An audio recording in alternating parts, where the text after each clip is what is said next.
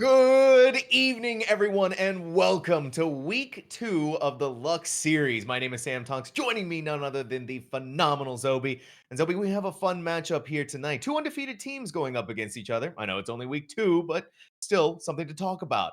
Erinite versus Sad Frost. Someone, Zobi, walking away with their first loss tonight.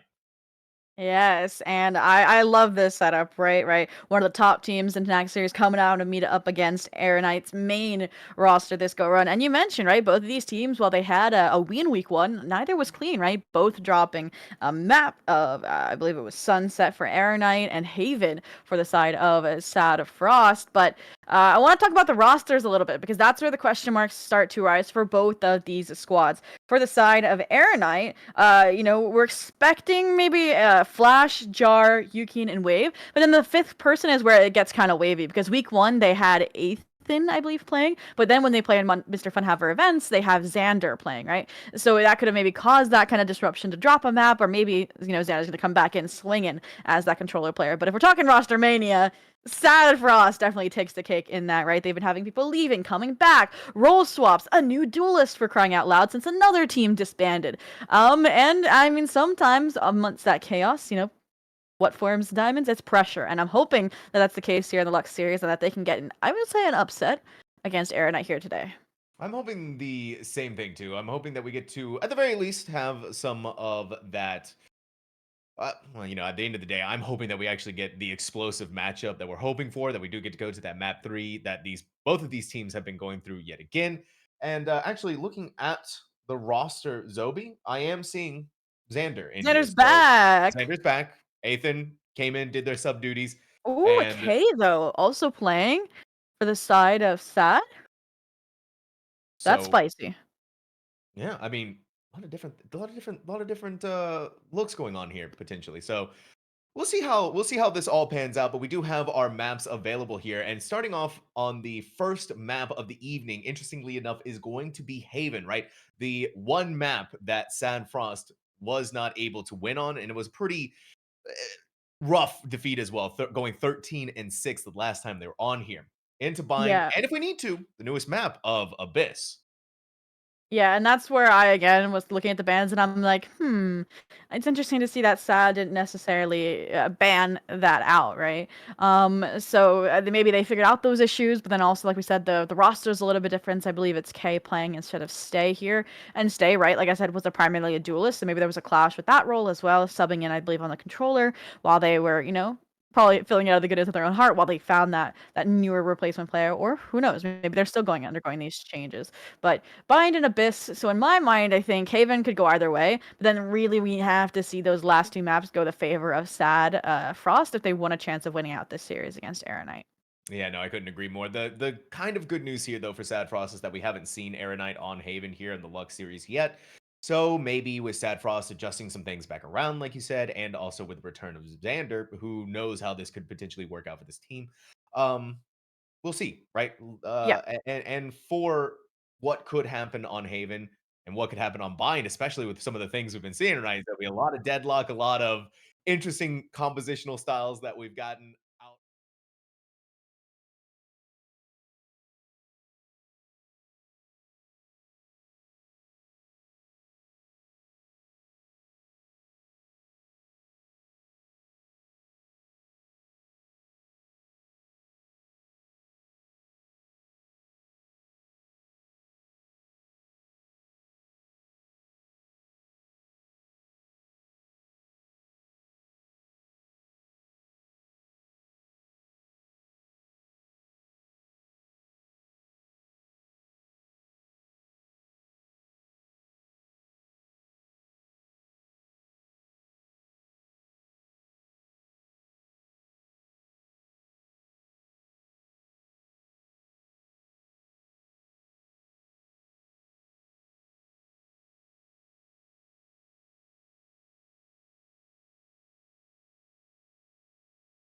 Isn't necessarily at the top of the leaderboard, right? They don't need to be flashy for their team to have success.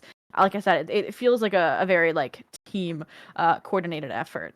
Man, at the end of the day, that's what it all comes down to inside of Valorant, right? It's about finding the right cogs in the wheel and making sure they keep turning.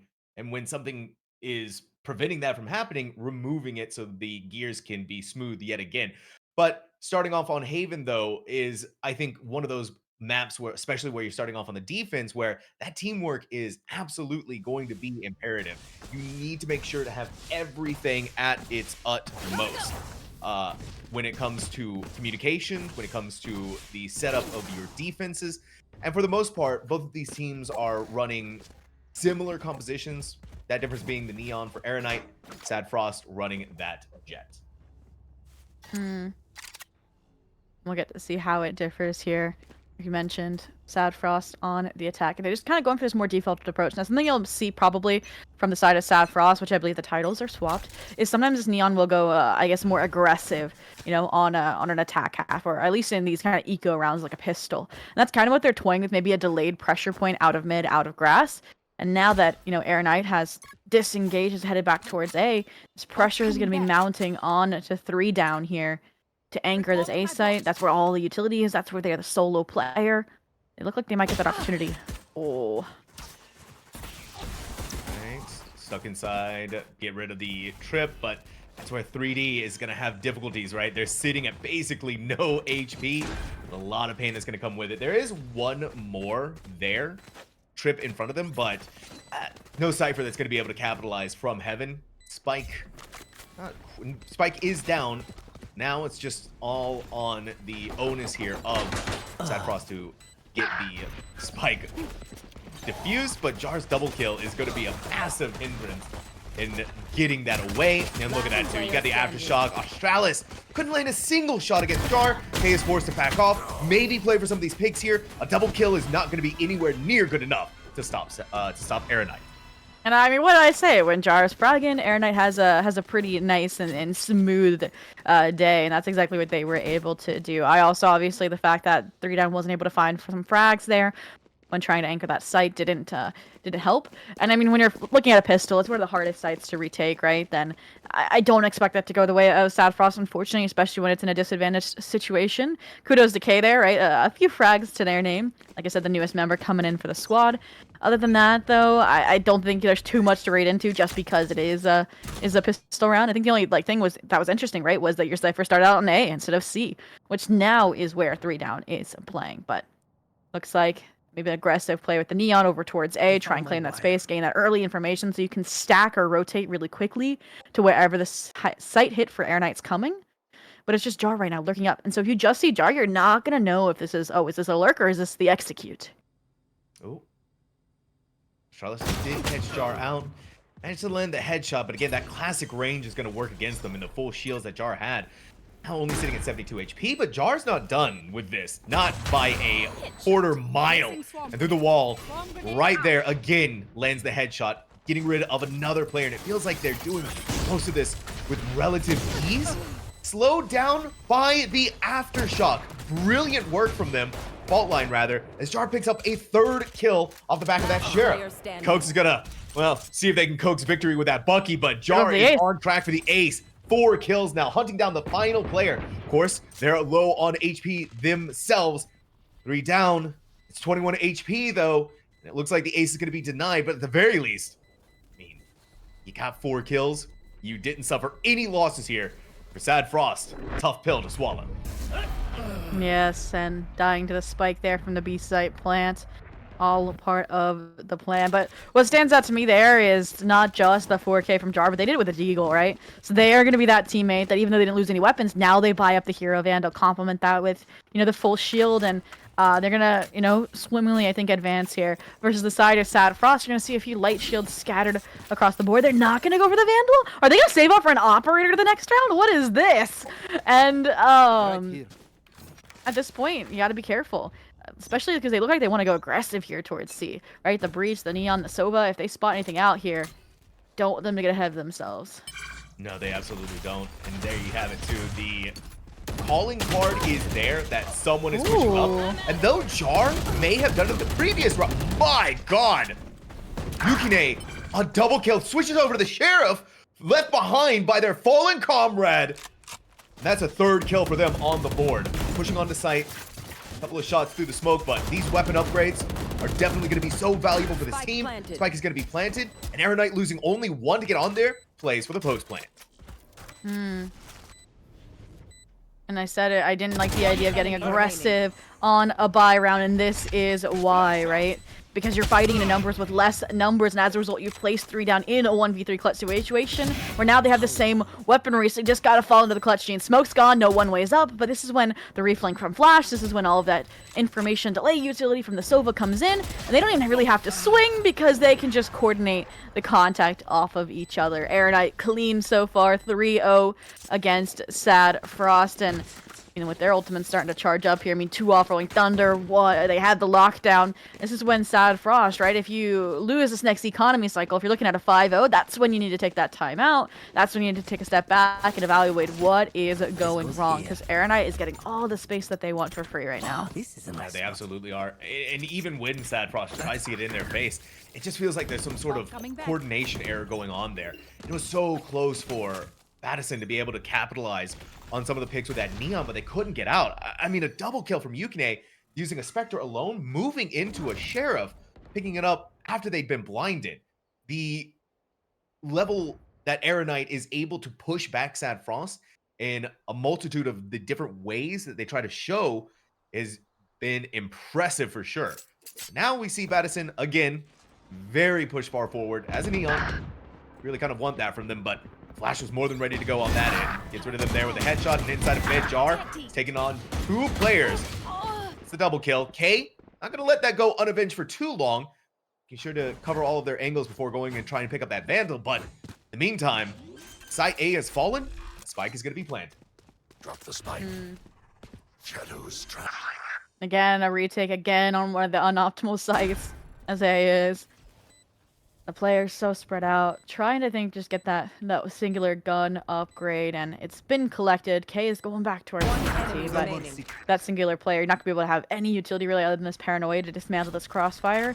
That's when you contemplate try to get some economic damage, punish some overzealousness from Erinite if it's to come, but don't think you're gonna get away with this one. Time's already built up heavily against you, and they have so much utility, right? Fault line, their own paranoia. Now you're just giving them a way to double swing, but okay, what a clean shot there. Like I said, punish, take weapons away if you can, because they definitely have. They almost aced. It would have been insane had they been able to do that. K, it's a lot of damage that Sad Frost is able to do against Erinite, but they're not able to get the round win, right? It's again 2 players surviving at the very final seconds of the round. But on the bright side for K, they didn't die. They managed to pick up the Vandal, and they got a 3K to go along with it. It's looking a little bit grim on the scoreboard, though, right? Erinite's now at 4-0, and when you look at the rest of Sad Frost, I mean, K is at the top with 5-3. The rest of the team is languishing behind. Oh, this is a nice. Yes, this should do. Again, if you lose this round, this is your next buy up. And my issue is I don't even say if you lose this because you're rolling Thunder and a lockdown that you're up against. But this is nice. The attempted aggression that we saw over on C when they had weapons kind of replicated here over towards the A site to deny that space that I mentioned, to gain that early round advantage. So they actually come away with that win this time around, and it's the duelist. So hopefully the entry will be a little less sharp, but then again, we've seen Jar in their frag ability, so I wouldn't be surprised if they decided I'll entry as the duelist. They're actually trying to explore alternative routes here, right? The double kind of lurk over towards mid here. Maybe even trying to stall a fake so you can draw some of these players off A. Because Spike is still with full intent sailing sword this site. So you don't want to use these ultimates if you don't have to. And I'm hoping that Sad Frost isn't tempted. Yeah, Xander, again, it's just all about making that noise, but they're not going to go too much further. You should run. Because of 3 down, not seeing anyone in there, is going to play off-site. The command decision has also been made. Let's go ahead, use the lockdown, expend that, get here if we can, and try to distract them. Madison fell for the bait so perfectly for Erinite, and that evened things back up on the front of both of these teams. Now, a straight-up mirror matchup. 30 seconds One, left. you lose out on a smoke if you're Erinite. On the flip side, though, for Frost, they've lost their breach. Here's the rolling Thunder, push back and away. Look at Spike is Jar. eventually gonna be planted, but 3 down is so much smarter than that, unfortunately for them. Stunned and couldn't do anything to stop 3 down. K, the miraculous player of the last round. Unfortunately for them, the miracles have run out. Now it's all left on the shoulders of Cokes to win out the 1v3. What you got time working against you. You still have to even get on site. What feels like it's going to be impossible just continues to mount Save. further and further and further. I'm sorry, but I would have asked for a save there. Because, like I said, that was your rightful buy. If you lose all of them, it's a full save here again. And it's Erinite confirmed that safeguard of 6, which I think is why they're toying with the idea of a force buy here.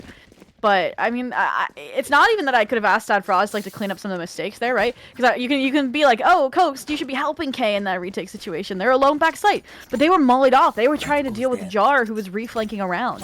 And even 3-Dam, like you mentioned, they had the awareness, they had the timing to deal with that reflank after the lockdown had been in place, and that didn't even work out for them either because they were full stun from the Rolling Thunder. So kudos to the commitment of both ultimates from Erinite, right? So that nothing slipped through the cracks on that pivotal round that I mentioned. And now even this shows preparation out of Erinite, right? Waiting for an eco pop play because they understand Sad Frost isn't in an economic position.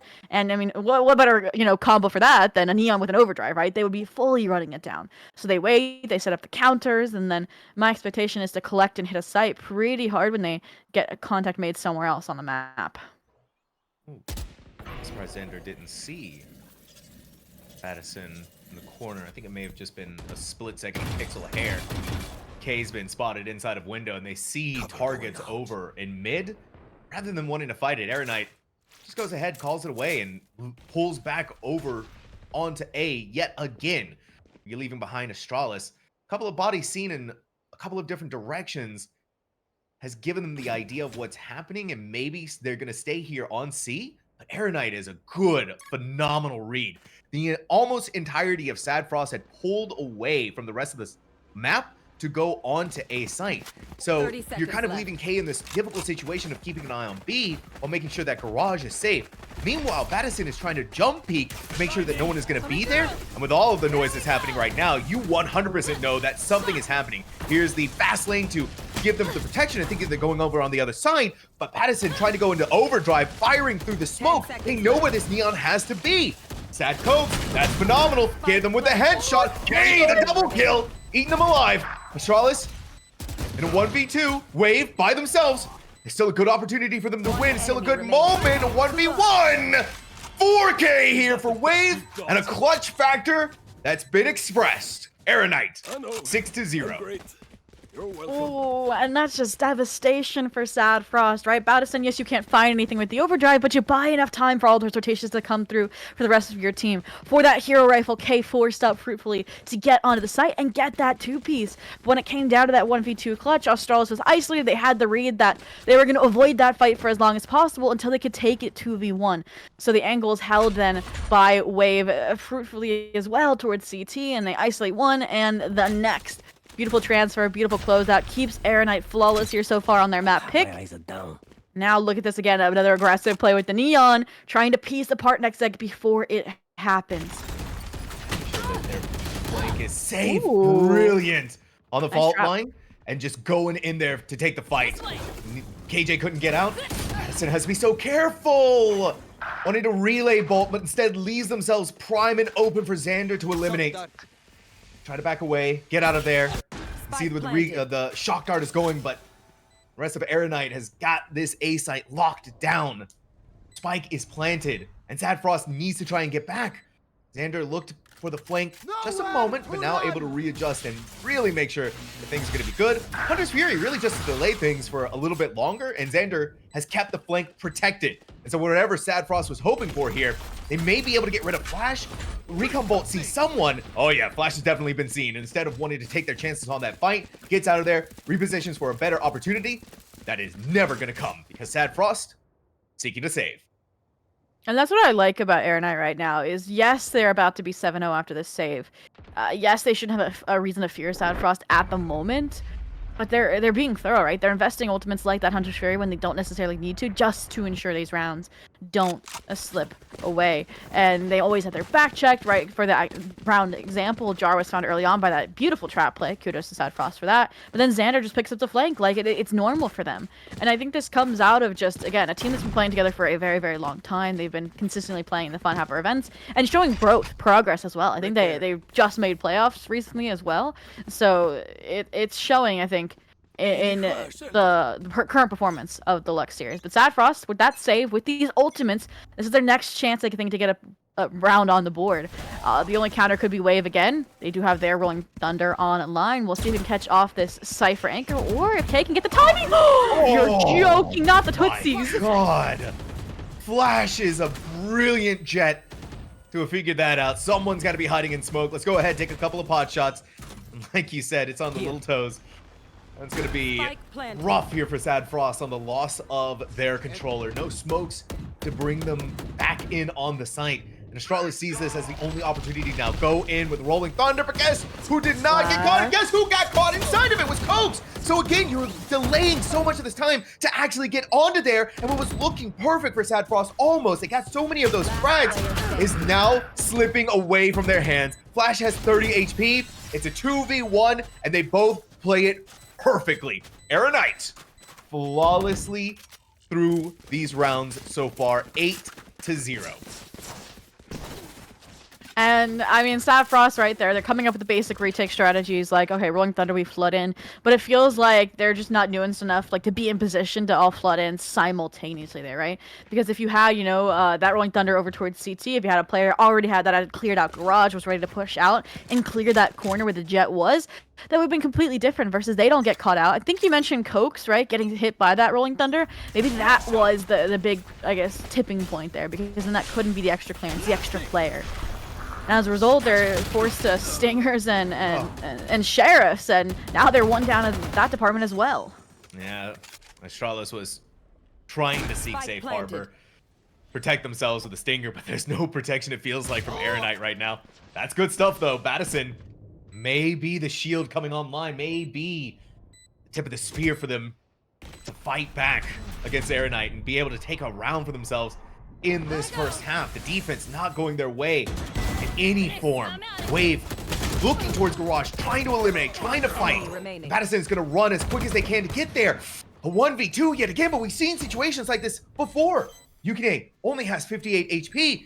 Cokes going to bring the spike to the half, and finally, for Sad Frost, maybe the beginning of a turnaround here on a Thrifty, getting their first round on the board. And I mean, that round started out just as clean as all the others have been for Erinite, right? They find Australis, they get onto the site with flawless numbers, but I think the fact that they went to B-side on a save round for Sad Frost allowed the Stingers, those Deagles, to take some of these fights a lot closer and with that advantage. And it's also a lot of space really cramped out, so then we can't get as effective coordination between the Erinite members, which we have seen be pivotal, particularly on the C site more than anything. So now, like you mentioned, opportunity here, right? 8-4 super feasible on this side, right? It's an attack-sided map. It's Haven. 9-3, I would say even that's not necessarily caught off guard. But speaking of caught off guard, Operator purchased for the first time for Battison. Unfortunately, not able to find a frag here. But now they know it exists there. So there's a scare tactic, and you're going to try and corral these players back towards C-side, where this Cypher utility is. But look at what the lurk up here is doing. Xander already almost through that trap bar. The only player that could TP past it, right, to try and open up this C-site. Oh, Xander's hiding out inside of Cubby. I don't think 3 down saw them either, so neither side really has an idea of what's happening on this side, but 3 down's not going to go any further than they have to, instead electing to hang out in there. And Battison, the small amount of movement, threw off the operator shot. Thankfully, though, Astralis is going to be there for the trade. It's still inside of Garage where all the action is happening, and it's been back and forth between these two teams. They are going neck and neck on this round. Sad Frost knowing what's on the line. What the good news is for them, however, Spike is dropped at that window, so they just need to make sure that no one is able to go and grab it. That smoke is going to protect Erinite and allowing them to actually get that. 30 seconds left. Look very closely at what could happen, though, between the Omen and the Cypher. They're dueling it out amongst each other. Astralis through the smoke. Xander, 3 HP. Cokes comes in to coax some support for their teammate. Jar left alone, about to go into the Lion's Den. Down goes the Beast. Sad Frost, 2 rounds in a row now. Sometimes that's all it takes, right, for that coaster to start careening down the hill. And I got nervous for a second there, right? It felt like the players for Sad Frost were splintering a little bit and giving up 1v1s, but as soon as Australis won that final frag and window that kept Spike control, it all fell into place there for isolating and double swinging all of these fights, right? Particularly the swing from, I think it was Cokes and 3 down onto Xander was clean, and then the finisher onto Jar, the triple swing. And that's the kind of coordination I feel like we were lacking prior from Sad Frost. Whether that was because of effective utility usage from Erinite preventing that, or just from miscommunication, but looks like this is coordinated for the side of Sad Frost. Like I said, carrying that momentum forward. They don't want 9-3, they want 8-4. They need this 8-4. Pattison, the overdrive, shocks Yukine into the next round, but they couldn't keep it going with Flash on the high ground. Going to eliminate them with that Sheriff. Out of ammo. Okay, we're seeing each other. Kay's going to hold under that corner, blinded out. Jar's going to go forward, but they still can't eventually manage to get there. Took a lot for that to happen. 16 HP, so the rest of Sad Frost, it may be numbers against them, but they are healthy, right? Erinite, 2 of their members are bleeding, and another one not looking the greatest either, down on the shields. So for Erinite, eventually finally going to start pushing towards this site. It's not everyone there though, right? You've left your KJ behind on that lurk, but if Cokes can maybe get 1 or 2 here, Sad Frost, a very good opportunity to win. Instead, Cokes gently eases out. They're going to be pushed back by the Rolling Thunder. It's all about stall tactics. It's all about preventing Erinite from getting any further onto the site. Cloudburst is going to come up, try to provide that cover that this team needs. Xander and Flash, they're activated, they're online. They kind of just want to style now with the Blaze Storm back out. Spike planted, the 1v4. That's exactly how you want to play that, right? The 2 remaining players with that higher HP taking the brunt of the execute. But 3 down, that makes this feasible now that Flash has overextended. You said it, they wanted that taste of blood of the duelist getting the job done here. But even with low HP, the fact that one of those players, Xander, is hell here, yes, you can use that utility to dismantle this crossfire, but you gotta get the frags, you gotta find the players! And unfortunately, they cannot. Erinite crossed that 9th round mark, and I said at 9-3's desperation, 10-2 in my mind is near unwinnable. So this last round, they gotta squeeze this money for all it's worth, and I think they're gonna have enough to get a full buy, right? Look, Cokes has $8,000. That should be enough for Battison to get a buy from them, and I think they have a good shot at this conversion. That goes there. Looking, This goes here. trying to figure out This the is a best nice way to spot. go about Yes, buying this should some of do. this weaponry and firepower. It is, like you said, though, pretty good news. Battison's the only one who's not able to buy full, going with the light shields, but this is what Sad Frost needs, and it's like you said, they need to extract everything possible to get the round win here and go 9-3 on the defense. This is going to be crazy. Flash has the attack operator all up and ready, and it's a bad decision from them. They couldn't get out, and they wanted to go back in for second Zobi, but they were sitting at 5 HP. Wait. And Speaking of now- seconds, Oh? Battison, I thought they were gonna follow through on the flank and look to extend what Australis gifted them. And they might be able to still, right? Yes, Jar's holding the angle, but there's no utility there. So if Jar for 1 second falls off position, that's the opportunity to pinch onto this B exec. Yeah, and you see Battison's trying to run down the clock, but Jar knew with the loss of their loss of Flash. Yeah, Battison's just none the wiser. Jar is next level That's thinking about lockdown. what's happening here. And like you said, they have the lockdown, so they can play this round however they want to. They may not even need it, though, with how crazy Erinite is pushing into Sad Frost and just getting rid of them. And at this point, it's just like, okay, let's go ahead, pop the lockdown. We're in the final round. This is all about getting as much as we can, as much prevention of Sad Frost from getting on to that 9-3, and it's looking so good. It's looking so clean. A 1v2 that Astralis needs to win to give Sad Frost that hope of Haven. But hopes have been crushed. Dreams turning into nightmares. Erinite, 10-2. Ooh, and I thought for a second there Australis was going to make it work, but Jar stalled just enough time that Wave's able to win against the 3 down in that fight on site. And right, that distraction that ruse over towards C-Link, that kind of gave up the control that Jar was trying to establish with that lockdown, because then they just challenged it, right? I think it was probably shock darts and the aftershock combination to get rid of it, and then that's where they popped the Rolling Thunder to flood back in. But that is a double-edged sword, because the players were already off site, right? There was some grass trying to handle the flank. There was those players already in C-Link, so it didn't have as much as an impact as they would have hoped for. But that 10-2 gonna be brutal here. And what looks even more brutal is the confidence in Erinite's step following it, right? Look at this. 4 players, the correct read. It's gonna be a clash with most of the players stunned.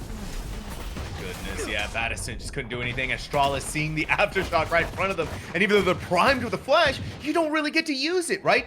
You have a smoke right in front of your face. And even if you were to flood through that, you still got to go through the waiting firepower of the rest of Erinite. Meanwhile, Jar, look at them and see how far they've come. How far, and they're willing to take it? Not too much far. They're regrouping the rest of the team, and let's see how much more you can play off of that. K's gone. Now for Erinite, a 5v3, and they're all just going to go back over to A. You see Jar's going to be the first one there. Low on health. It's going to be difficult. They got to be hearing the footsteps. They do. Astralis making too much noise. Jar's going to capitalize on that immediately. And now, 3 down. Staring down the barrel of what is a pistol, second pistol round lost. It's them by themselves and a 1v5. No player from Erinite lost yet. Blinded. Oh, this is everything that 3 down could want and more.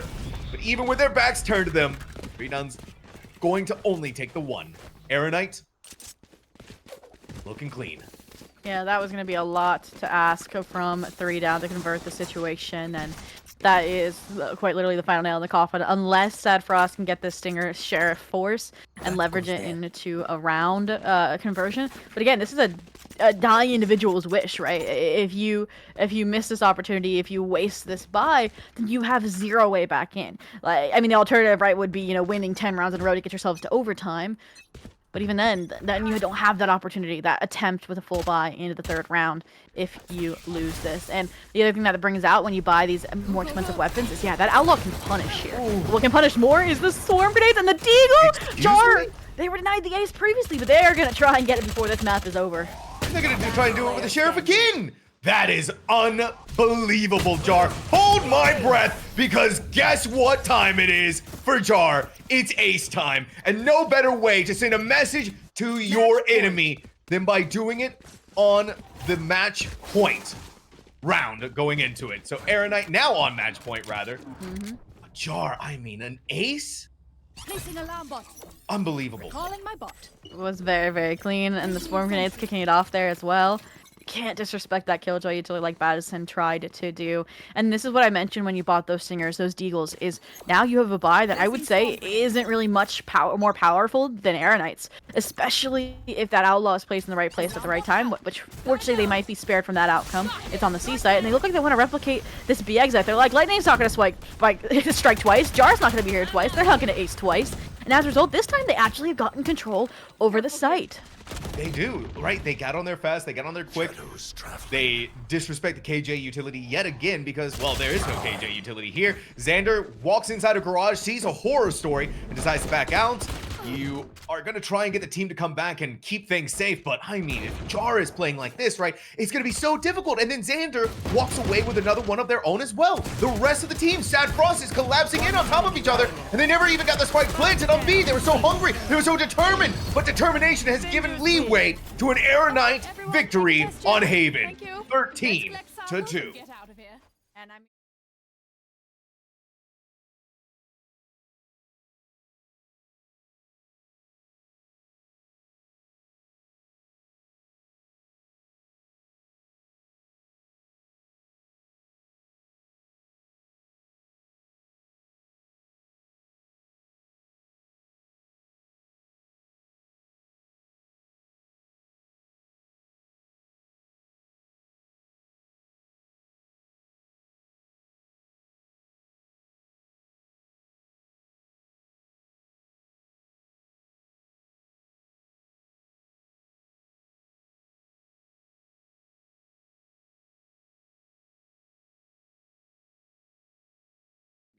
or just from sheer mechanics on the side of Erinite.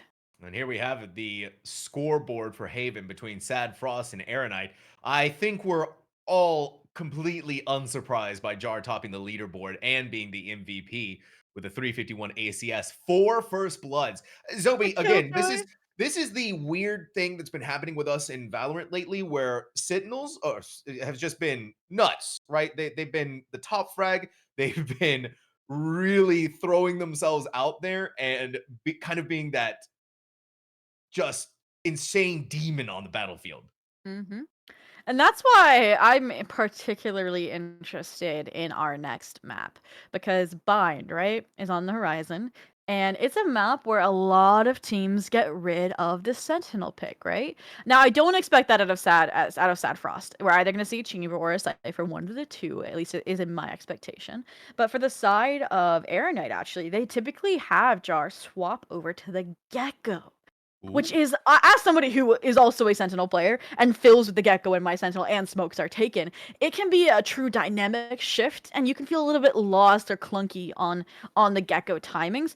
So I'm curious to see how that is going to go for that squad. If it is in fact still the composition that they're running, they ran it in the last fight or flight with MFH. That's where I got that information from, and I think that's could be the opportunity that we need from the side of Sad Frost to bounce back and send us the distance, send us to that map 3 of Abyss, which is a pretty good map for them as well. But beyond that, I want to talk about Sad Frost and what we think their win conditions are going to be, because they also have I would say, a more creative approach to Bind in terms of their composition, where they either run the double duelist of a Raze Yoru combination, or they sometimes even have Australis on a chamber. And Australis, granted, it was a 13-2, was the MVP there for this map. So how do you think that's going to fare for them?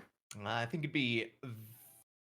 Listen, we've stepped out of the chamber meta for so long, right? We haven't seen chamber in Buffed? such a long time. Yeah, did get that little bit of a buff coming back, so it would be kind of cool to have the Astralis chamber make a appearance on Bind. It would be good to see also too if that's going to be enough for their comfortability. And like you said, the double duelist of the Raze and the Yoru, right? We've got to see a little bit of that throughout the year inside of Valorant as well, and how successful that can be. And especially if you have a really good Yoru, you can cause the kind of chaos on the enemy team that you sometimes might just be missing that little bit of extra to make that happen. But again, that all comes down to you really do need a Yoru player who understands Bind to its utmost. And again, coming back to those timings where kind of like Gecko, if you don't understand, with Yoru, it's magnified tenfold. If you don't have that, that agent can fall flat on his face and be more of a detriment to the team than anything. But we are going to take a small break. When we come back, though, we're going to find out if Thad Frost is going to be able to take us to map number 3, or if Bind is going to be the Erinite victory crowned. All of that and more after this break.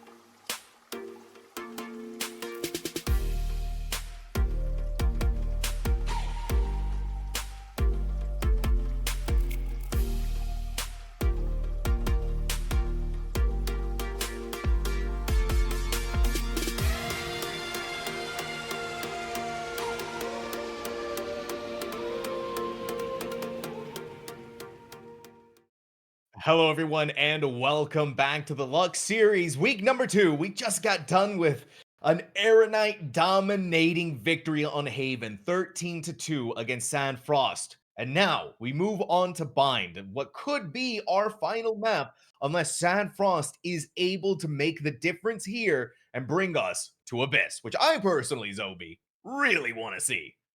Yeah, I feel like Abyss has quickly become one of my favorite maps to cast just because I feel like there's still certain things being figured out. And I feel like drastically different ways to play this map at the moment, whether you go for a Harbor or the Astra buff picked. But if we want to make it there, we have to get through a bind first, which I said I thought was a good opportunity for Sad Frost to try and bounce back since they're going to be on a little bit different roles. And then also the side of Erinite's also going to be on a little bit of different roles. So hopefully one would fall out of alignment while the enters alignment in order to get a more competitive map and hopefully a more competitive series. But who knows? Maybe Jar's is going to pop off on the Gecko as well, and who knows what we're going to be in store for.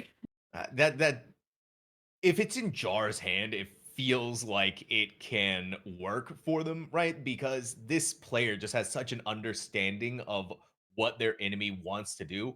I mean, we saw for a good long while the hold they were having on the flank after they lost Flash early on into the round. They held onto it for such a long time because they just know these kind of things. And so I'm excited to see what they could potentially be doing.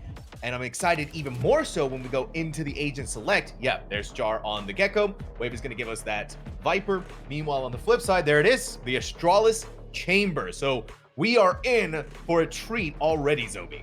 Yeah, I was nervous because I saw like in their history right recently, I believe it was from that Game Changers Open qualifier number 2, the Yoru pick from Australis in conjunction with Stay on the Rays, and I'm like, okay, they have Baddison coming in, who's a known Rays main, they might go for that pairing. But what is now a new concern for me is that when they have right Australis on that Yoru, it's because 3 down is on that Cypher, and 3 down is an insane Cypher, an insane Sentinel player. And now them being on the Viper again, it's I think a pseudo Sentinel role, so you're still gonna see that side anchorage. You're still going to see those lurks, but it can still be a little bit different or take some more time to adapt to. But I'm hoping the trade-off for Chamber and that comfortability from Australis, because the first time I ever casted Australis on this agent, it was insane. Like, they truly, I think, feel most at home on this pick, and I'm hoping that it's going to show in the gameplay and the impact. Let's see if insanity is going to happen here. Meanwhile, on the flip side for Erinite, no Sentinel, right? It was like you Yeah. said, some teams love to forego the Sentinel pick. Yukine was the last one, went for the double initiator, seeking the victory from the fade, right? So now you have the double initiator that gives Jar a little bit more breathing room too, I think. So you have the recon potential, the dog clearing potential of Yukine mixed in with Jar's Dizzy, so you get some of the flashbang, wingman to plant, and eventually when they work their way up to it, which where Gecko is very fast, Thrash to sort of do the same thing and push players off the site. I think the only thing to point out, right, was I think that one round where Jar got overwhelmed, Xander was able to pick up the flank beautifully, right? And now they're on the Brimstone instead of the Omen, and they're already going to be playing post-plant. I don't think the lack of the Sentinel is going to harm them that much, but if you don't have Xander as well, then you're not going to have a flank watch all together. Already, Australis off to a bang on this chamber with that extended range rendezvous, and very ever so silently trying to reposition here towards the garden, and they might get another opportunity to strike with this Headhunter. Nicely done! They're going to keep going for it too, Zobi! Maybe a little over-eager on that end, but when you walk away with a double kill, that's exactly what we want to see from our chambers. Sad Frost, they have the numbers on their side, but they got to make sure that they keep this up. They cannot lose the stranglehold on this round that they've had. And just like that, where once the benefit was given over, it has all fallen away into Erinite's favor. And Wave is going to keep pushing up, Zobi. Oh, interesting. And we saw their clutch prowess, but we never saw their lurk potential. And now we are seeing it. Unfortunately, though, you mentioned it. A 2v2, now the dust settles. Interestingly enough, Erinite didn't take the space on site fast enough while Wave was occupying back site. And they're all going to sell a fake here. Sad Frost never fighting back towards short, aware of this. Gonna handle now the rotation back. And this is nice because now they have the Viper Wall to aid them. And I think that's why we get the response now for taking elbow space and the aggression from Jar. They gotta be so careful of Jar and elbow, and they aren't, but Jar misses the shots. They're gonna leave behind a parting present, though. A heck of a lot of damage on this Viper. Hit them away. 3 down, barely any HP. The regrowth just out of range, forces 3 down to get away from the cover. Open themselves up to Garden for just a second, but time is starting to run down. The dog seeking its target, seeking if Jar is still on this elbow or flanking over towards them. But this double initiator sort of distraction is throwing them into chaos so many times over and over again that they haven't been able to even get the spike over to half. And finally down to the final player. Here it is for Erinite, the third pistol round of the night. Oh, and I mean, the fact that you look at Yukine and they have both their Seize and their Haunt that late into the round is what's so impactful about this Gecko pick, right? Is the regeneration of utility, and also maybe just the fact that Erinite was playing a really heavy contact plays, right? Yes, it kind of bit them a little bit when Australis was able to find 2 players, but just the ability to work the map as effectively as they did, pull the players of Sad Frost around, set them up for success, and now up for this really aggressive buy. I think I saw at least one, SMG. We saw some Bulldogs, which is heavier than what they typically gone for, right? We were seeing Spectres, maybe an Outlaw over on Haven, so I'm curious to see how these are going to fare. So push far forward. And wanted to take a shot on the Dizzy, but instead the Rendezvous has to keep them safe away from the rest of prying eyes from Erinite. Meanwhile, Xander is still holding on this long B approach towards Fountain. Inching forward piece by piece. The Bulldog is in their hand, but Madison has such a close position that they have to be ready for that. The rest of the team is here, though. And guess what's back in the hands of this Gecko? Of Jar, it's going to be that Dizzy, and Flash has that Vandal on lockdown. Hitting the headshot onto Madison, and 3 down has only 7 HP. Needs to get away, play for their life, play with the rest of the team. There's not much that they can do to stop this onslaught. And to be honest, I want to see them in swapped positions, right? You see the bait of utility from 3 down, and then you maybe would see a paint shell popped, right? And that could have been beautiful. But this round's essentially over unless Australis can pop off with Headhunter. But even that opportunity is being deterred, removed. And they're blind. They don't even know what direction they're going here. And now they have a paint shell in their face unless it rebounded. It rebounded. Okay. Yeah, it rebounded. So the good news is there for them. They don't have to get shot in the face. Instead, they're going to be the ones to shoot in the face. And switches over to the Classic. Gets another one. Wave eliminated, a 3v3, but don't forget the firepower is still in the hands of Erinite, and Flash is so eager to remind us of that fact. Okay, it's so hard when you have so much working against you. With Erinite, they're not gonna let that falter. 2-0. Now's your chance. And I think the silver lining there for Sad Frost is that they got a lot of weaponry out of the hands of Erinite by finding those 2 players there. It's not going to be as effective as a buy. Yes, they saved both of those rifles that I mentioned they forced up, but I think when we look at back some of the buys, the third rounds that we had over on Haven, it was a lot, I feel like, closer, where Erinite had a lot, I guess, more stark of an advantage. So now we again just need to see once Sad Frost gets that advantage that they don't let it slip away. And then they also don't get over eager. Remember the last time they got rifles and what kind of spun things into chaos? It was the fact that they pushed down C-Long with better weapons. And that seems like they are trying to fight for showers control, which is a standard bind maneuver, but now they know when to disengage, which wasn't the case over on Haven. So nice improvements so far here. And we'll see now what happens when they actually try and contest this site, because look, Madison's in a good position. They have this high-low, but they have the Thrash and they have the lurk up from Wave. And that's exactly what we're saying. Okay, caught inside of it, trying to stop anyone running through showers, but that is an easy target for them to eliminate. And again, it's just Erinite being able to pick up all these weapons left behind, and whatever firepower they didn't have, well, guess what? They do now. 4v2, spike planted, a Thrash that should have been picked back up, and so insurmountable odds yet again. A mountain to climb here for this team.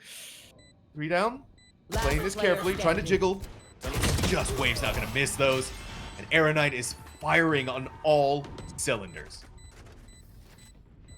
And that's what I've been seeing about Erinite, is that their ability to convert off these ultimates is unrivaled.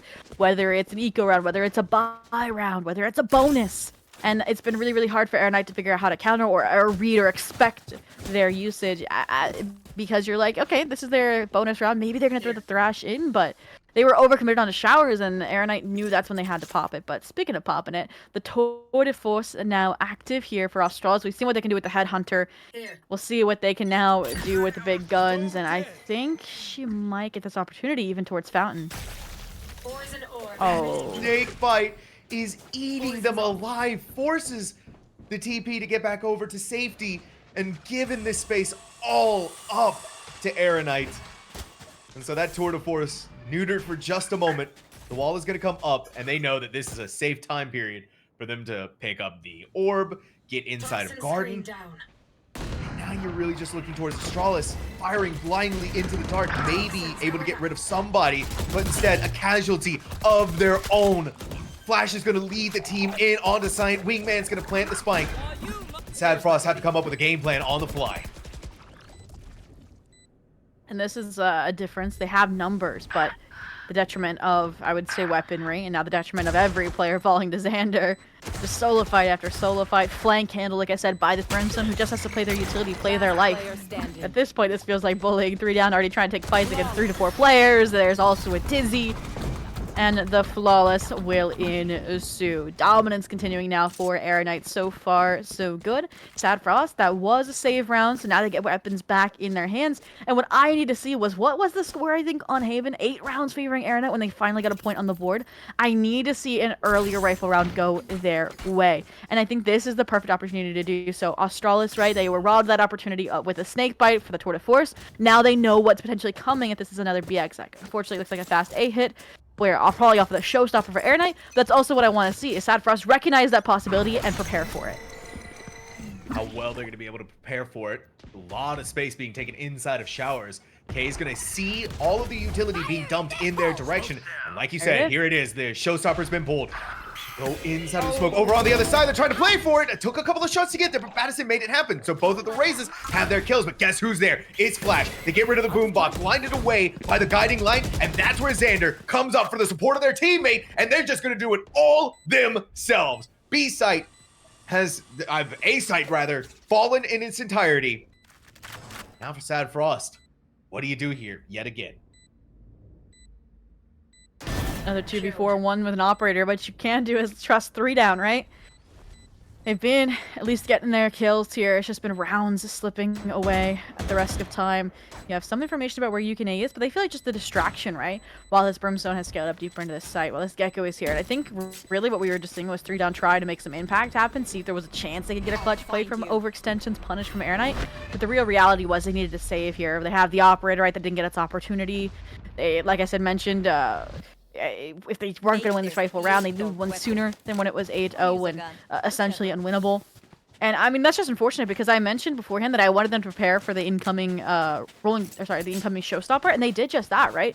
Kay was playing pretty deeply into truck and playing around that one way and their own smokes. It just, they still were caught out. We didn't really get to see it, but probably the just tracking or the understanding of how the defense can be set up from Flash, but what is this? You've swapped the operator over to the A, and now the B is coming through? This is devastating, Sam. I know, it's insane. At the very least, Sad Frost is going to stop as much of this as they can through B long to prevent them from going any further. The snake bite is kind of going to do the same thing, though, against Sad Frost. Stop them from going too far forward on through B long. Neither side has gained any advantage just yet. Oh, pulled in by the Seas and then trying to be taken down by the Mosh Pit. Madison's Guardian is living up to its name. Dar has been eliminated. Now it's just up to the rest of the team to try and do the same thing. But Madison is popping off 16 HP. This is scary. You got the showstopper, but Flash instead satchels right on top of it. Get the regrowth, help back up to full. And this is what you were hoping for, Zobi, right? Get something much earlier on in the map. And this looks like Sad Frost should be able to clear it out here. Hopefully, okay. Yes, good trades. And I think what we just saw was what they tried to attempt a few rounds prior with Madison tucked in that corner and 3 down supporting them from Garden. But this time, the big difference that I asked for, right, was I wanted to see more utility out of the Rays, right? A paint shell, even the bomb bot. All of this allowed them to corral and take more advantageous fights against Erinite, where not every single player was ready to take the trades. They were trying to get out of the harm's way, right? Keep their life, keep their health. And that time, you also get the great coordination from Kay with that Guardian. And it all just falls into place to shut down that, I guess, over-investment into claiming B long space. So they're trying to run it back here again.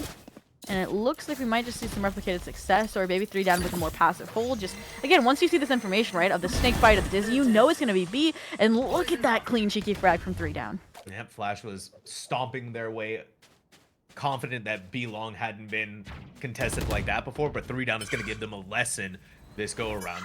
Jar is farming up the ultimate orbs to give us another thrash and see what they can accomplish here. Jar's lurk, not going to quite work out for them though. Seen by the Cypher utility on the ground. Quick adjustment here from Xander as again, this Brimstone has been chewing them alive over and over. Another double kill. Char's gonna walk past though. Oh my goodness. K thought they could be sneaky inside of there, but Yukine, second sense goes off. Spike planted. Spike A 2v4. planted. And again, it seems like the save's been called, right? You still have that weaponry in your hands. You still have that operator for Australia. Oh no. Wave looked too tabbed out there, bro. And now they're just holding the ankle. Now they know the operator and the save has been called. So they're going to be hunting for this opportunity. And Australis is going to rob it away. Unless they take some TP action early on. Probably not going to have another opportunity to deny them this save. But it looked like they just want to let them have it anyways, right? Erinite, that's a huge victory, right? You get the site, you get the round without expending that Viper's Pit, without expending the Orbital Strike or that Thrash. So Erinite already going to lock in their security, right? With a 6th round on the board. And I expect to see even more here, right? Because of these ultimates. And yes, the save is here. Come on, Australis, don't you lose that in the last second. And she's good. Now, this means that they have a full buy. They have an opportunity again to stem the bleeding. And that's exactly what they need to do with their own ultimates, right? I was highlighting Erinite, what they have in the table. This team, this is a really nice retake combo, right? The Seekers, the Orbital Strike. And that's been the issue here, is I feel like when they have a retake, it's been without numbers. And they're gambling really heavy into these first round, or I should say early round engagements. And if they don't go their way, it's just, the round's unwinnable. It feels like that so many times with Sad Frost. It feels like so many things don't go their way. And it makes it difficult for them to win things out, especially transitioning into the later portions of the round. Stralis, that operator shot isn't going to land on his mark yet again. Jar, the idea to use the Thrash, but here it is. The opposing orbital strikes have been called in. It's Yukine's double kill, though, that just completely shatters the back of Sad Frost, crushes their spine. It was all inside of TP. And it feels like if one player is able to have this kind of impact time and time again for the team, it goes so far. 3 down's gonna catch one. 3 down, no! They're gonna be feeling that one in the morning. Heartbreak to miss those shots on the Flash, who has 70 HP. They're gonna continue taking this fight, but they're being hunted down. They know that someone's over on the other side with the TP. Oh no! You're not gonna do them with a shorty, are you? They're just playing with their food at this point. No scope? Well, 3 down. The reload. Final second. We tried to hit him with every clip in the book, right? The no scope up, the knife kill. And then once things are finally getting out of hand, Yukine is like, all right, I'll finish this. And they do just that. And again, the fact that now, when we went from over on Haven, Erinite using like every ultimate to secure rounds, to now them using them sparingly and still walking away with that victory. This round, for example, was the Orbital Strike trades. It's showing how they're really just heating up at this moment. And Sad Frost, I said I wanted you to win an earlier round, and I wanted you to win more rounds after that, right? Because in 8-1, whether you win the round early or late isn't going to matter in the grand scheme of the half. And look at this. The pop eco play over towards B short. Fortunately, there's no wave lurking, but now, hey, I'm getting what I asked for, right? A 5v5 retake. Face your fear! 5v5 retake, right? Yeah. They are also forcing Erinite to expend ultimates. We see Nightfall, we see Thrash. Smoke's down. And here's the thing for Erinite. They're like, wait a minute, nobody's here. Xander just saw the entirety of Sad Frost behind them, hit with the paint shells, blown up by it as well. But that is a brilliant seize from Yukine. It's going to stall them out for just a moment. Here comes Thrash yet again to go in for seconds, but blasted down by all of the firepower. 3 down, it's not going to go too far in their, I guess, what would be the actual attack through their own spawn. But Sad Frost just cannot get past Erinite. They're getting closer and closer with each passing second, but then rebuked almost immediately by one player. And Jar at this point is just playing with their food. Hesitation is for M. Yeah, Let's go. it's definitely rough, and I like the guts to go for that flank play. You're like, all right, Erinite, you have no sentinel. This is our maybe opportunity, and maybe they're hoping to catch off. If you think about that pistol round and how Australis opened up with Headhunter, maybe you're expecting a singular player at least to peek out and get overwhelmed, so you could get an early rifle to then convert. But regardless, funds high. There's even an Odin in Xander's hands. Like, they're feeling confident, they're feeling comfortable to close out this half, if not more successfully than that 10-2. But Sad Frost, another buy, another opportunity, and another time when the operator's not on the site where the exit is coming through. Frowny face. You got us to do the RNG at this point, Sam. I know it's heartbreaking every single time, and I know for a chamber especially, right? It's devastating. The good news is that's also devastating for Erinite if you're Sad Frost. So that's exactly what you want out of your Raze. Get in their face, blow them down, get that first blood, and really make things difficult for Erinite to get onto there. That's one of their initiators gone. The good news is too, they're continuing that again with some firepower back over towards that direction. Oh no, Astralis! They're over in a better position this time around. They haven't gone too far back. They're not inside of lamps. And so Wave knows that. They haven't heard any footsteps yet, and they see this being cleared. So they have to be careful. They're gonna go in this direction. Finally, what I asked for when the side exit's coming through, you have numbers there, but unfortunately the trades don't go their way. Seekers are out, and the Raze Madison needs to take the front of this because Cokes is super low HP. Wave again placed in the clutch situation. We saw them do it on the Breach. Can they do it on the Viper? And I love this, right? As long as they can pinpoint where Madison was with those satchels, and unfortunately bird's eyes view, the perfect read, and Madison able to cancel out that karma, that post-plant curse, where this time they stem the bleeding. They hopefully will be able to go towards that 9-3, that 8-4 that I was hoping to see us end over on Haven with. So brilliant here from Sad Frost, right? They clear out the Viper's Pit using the dog, and they didn't see the Viper Wave inside of there. They didn't see them inside of lamps. And because of where Madison was, that bird's eye view, like you said, it couldn't have gone behind them. Otherwise, they would have capitalized on that by now. So brilliant deductionary work on figuring out where they're going to be. A couple of pot shots to the wall, see if anyone's going to be old enough to take that forward position yet again. This time around, though, not so much. Still on the other side of this Viper's wall, where most of the players are. At this point, you got to be hearing them inside of Garden. Play it safe. Flash has to have that realization that maybe someone's going to be over there on the other side, but some of the bullets going out in that direction. K couldn't get rid of their mirror matchup of Xander on that Brimstone. Meanwhile, Wave is just crumpling and throwing Sad Frost into the garbage can. 2v5, and again, you have Astralis on this operator, Zobi. Makes it so much difficult for that retake. Maybe they could get Wave here. Maybe. Okay. And I feel like we've seen Sad Frost get more frags when they're already committed to a save, trying to go for these retakes to win rounds. I mean, when it's 3 down, right? It's pinned in a corner, trying to save their weapon or find these economic frags or like that. They're able to get some jobs done, and maybe it's also then just a confidence or a mental game. But speaking of mental game, they're running, they're fleeing, they want this operator. They're gonna try and play out the jump and swing just so that they get the angle off the right time. 2-1, and you still don't get to save the operator. I don't think they can buy it back for the last round. They're somehow, some way, some cha-ching has been found in the pocket, right? It's not the best either, though, because Madison's not able to buy anything. They're stuck with classic full shields and a showstopper. At that point, you just buy a ghost, right? You have 550 cred. Ghost? Maybe? No? Okay. All right. So they're just going to rely on pure showstopper power. Put down the smoke. Get in on that B long. Guess what's there? It's Thrash. It caught someone. The good news is they're going to be saved by the orbital strike. So that's a brilliant bailout. But Madison wants to go in there when they've already left. Unbelievable, though. What a snipe to catch Jar.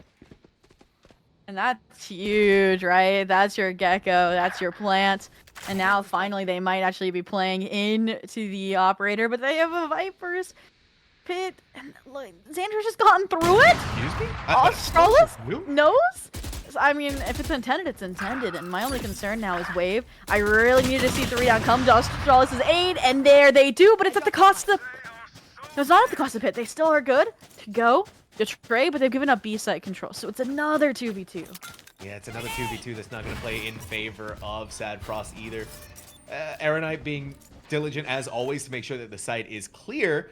A Flash has to play for this aggressive angle, right? Because you have such low HP on both of your players that if you can get rid of them here and now, it's going to give you so much in the future. But notice how they're not playing for these jump peaks. They're waiting for the right timing because they've been caught off guard like that before. 3 down.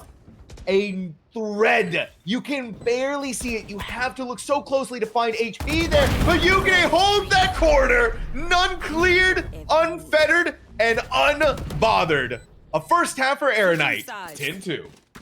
And we're getting flashbacks to Haven at this point, right? When we were doing the agent picks and bans, I'm like, or sorry, the map picks and bans, Sad Frost was on defense the entire time, Erinite on the attack the entire time. And whew, the issue was over on Haven, right? They didn't win the pistol. It was a clean closeout once the sides were swapped, so let's see what to the side of Sad Frost has cooked up this time. And you know what's even crazier? Is we're getting further mirror imagery here, Sam, because it ended with a 5v5 fight, if you remember correctly, over towards C long. And then there was this whole entire rotation over to A, and then it finally got kind of graveled back to a 2v2. But it looks like a very similar duke it out to see the winner is going to occur over towards this B side yet again, minus the typical Viper alert from 3 down. Oh my goodness, Jar. How you survive some of these scenarios is completely beyond me. And they're even going to tank the paint shells. They're still going to hold on to that corner. Throw out Dizzy for another party here. But this time around, it's looking like Sad Frost is winning these fights. Unscared enough away, though, by Yukine. They don't want to take that if they don't have to. Regroup with everybody and push onto this A site. Don't even bother with a TP. See how far 3 down has gone. They haven't gained much space though, and Flash is still here. Oh my goodness gracious, 3 down. Blessing their stars that they brought, at the very least, those light shields and a regrowth to bring them back up to full health. Survives through the headshot of Flash. It's just firing back and forth. Spike planted though. 3v4. This is Sad Frost. I said it prior. Whenever they have an advantage, it crumbles with the literally, I would say, like a snap with a flick of the wrist, and that seems to be the case here. Again, Battison, though, they know exactly where the Haunt and the Prowler have come from, so this is information on their side. They've been able to evade, but look at the scale up. Look at the response, and Yukine, this time you cannot come away with the 3K clutch. That goes to the credit of Battison, and they keep Erinite under the weather, and Battison says stay back even when they are being haunted by their nightmares. Sad Frost just finally is able to get an advantage now with weapons, right? They have an opportunity to go on a run, which, I mean, look at the scoreboard and look at Haven. They never were able to tie rounds together for the entire half, the entire series. This is something that Sad Frost needs though, right? To fix the mentals, to get themselves back into the game and take the fight against Erinite. Backs against the wall, it felt like at that moment on that pistol round, and it really was. Wave. Doing a wave. Bye-bye from that outlaw that they dodged 2 of the shots from. Astralis of all players. And they now are getting bitten down by the dog, running them down yet again. Paint shells in this way. This poor player is just dealing with an onslaught of either bullets, utility, and being fired through the smoke. Wave falls. It feels like Tuso, the site is going to be there shortly thereafter. And with that planted, the rung of Sad Frost has been told. To keep it flawless here would be great, but as I say that, again, Yukine and the coordination alongside Xander here rings true.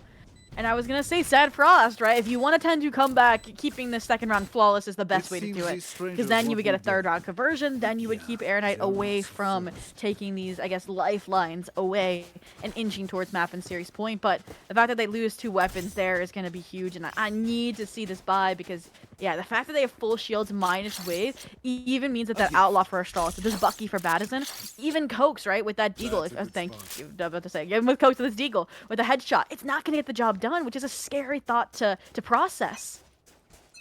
There's a lot of processing going on here. And let's see if the process for Sad Frost is going to work. 3 on A main, 2 towards showers. Never mind, the Chamber's going to regroup with them. It's going to be the lurking Viper to make the plays that's needed to win. Battison taking the space inside of Lamps, trying to get maximum utility out of this Bucky, but they're not playing into that trap. And look at what happens. You pour out of Lamps right into the waiting arms of Jar, put you inside of it, and they're putting you away. Astralis, it's unfortunate, but that outlaw is not doing any good. Run down by a classic, run down by Erinite. One more round, and we're on match point, series point.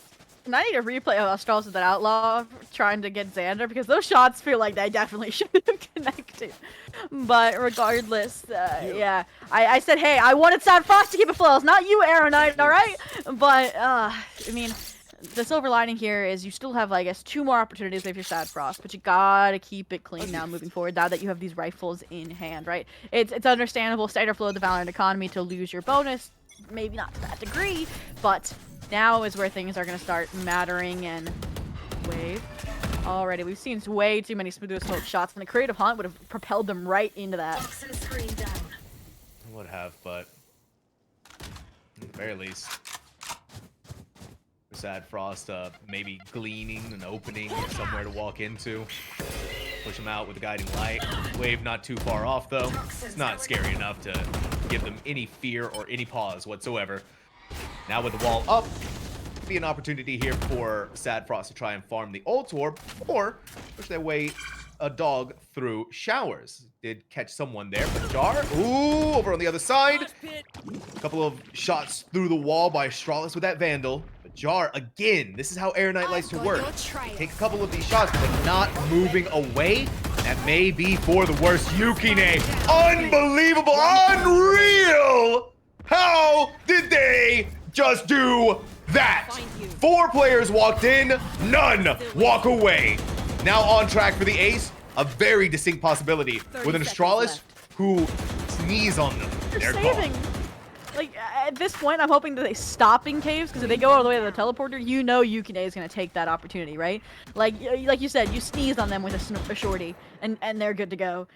And this is getting dicey here. Yukine again, I feel like they're just impressive because they don't go for the showboats, they go for the finishers, right? Even when 3 down, right, was, like we said, hanging out towards cave trying to save their weapon, right? We saw one go for the no-scope, I think it was Wave. We saw the knife attempt from Jar. And who was running out with their weapon still primed? Yukine. And even now, they're waiting for the round to expire before they go hunting for this spotlight ace. And they're not even gonna risk getting rid of their weapon either. They just let that small win go for Astralis because they're gonna get the win on the series, right? Hopefully a 2-0 because it is 12-4. We're gonna need Sad Frost with 8 rounds in a row to get themselves just to overtime. That's crazy.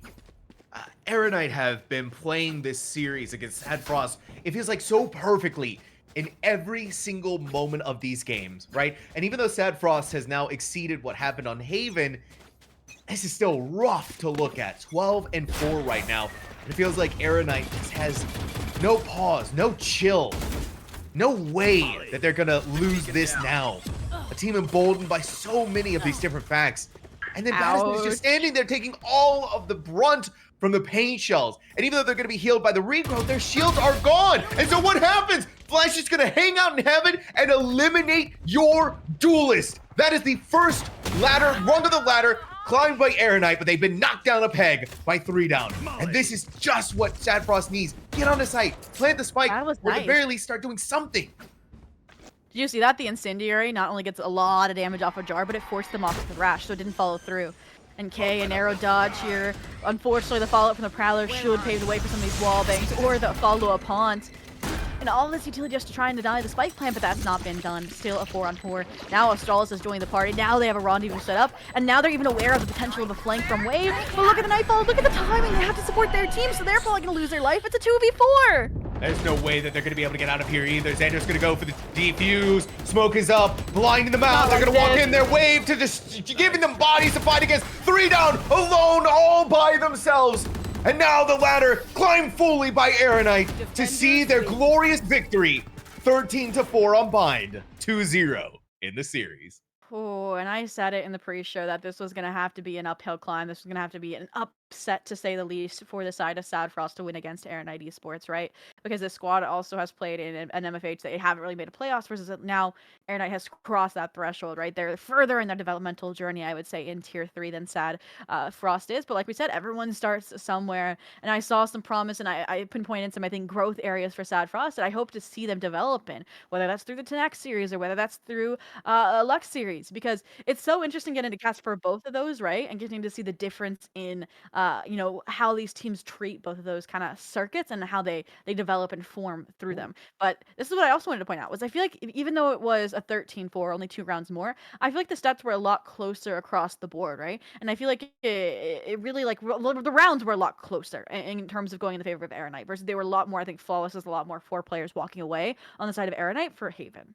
Yeah, no, I couldn't agree more. It's still, though, looking at these stat lines, this time around, Flash is going to top the leaderboard 15-9. But like you said, look at Benson. It's 14-15. They did die a few more times, but at the very least, they're doing their job, right? They get 5 first bloods. Erinite got 6 of their own. So Erinite has that 1 up on the mirrored rays. The interesting thing to note here too for Erinite, I mean, the rest of the team is also pulling their own weight. It didn't really feel Mhm. like anyone was left behind. And so for Sad Frost, when you're looking at these kind of stats, when you're looking at these kind of numbers, right, it doesn't really belie the whole situation that was going on here because you could be like, oh, look at that, there, uh, look at the difference from what we're seeing against Erinite. And this is also kind of the moments where we're like, this is where the learning lessons for Sad Frost are going to come into effect. Being able to refine themselves in these series, being able to continue to go up against teams like Erinite and continue to get better. This bind map, though, was absolutely so much more competitive that the 13-4 scoreline, as we've said before, doesn't give the whole story, doesn't tell everything that happened here. And so for Oh, Sad for Frost, sure. I'm excited to see what they're going to be able to accomplish as the season goes on. And I think if there's other teams studying this VOD as well, I think Bind is a map that if you take Air 2, you can win against. Because we mentioned, right, Flash stepped up, but as I said prior, they're usually not the top pick for this team, right? Everybody's pulling their weight.